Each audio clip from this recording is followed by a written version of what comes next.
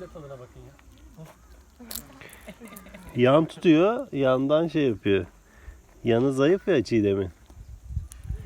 Yalnız var ya, kemirgenlik özelliği yüksek. Bir parmağı kapsa şey yapar. Ufacık şeye bayağı büyük doyurdu karnını yani maşallah. Siz artık buna isim de koyarsınız. Fındığı sevmedi, bıraktı bak.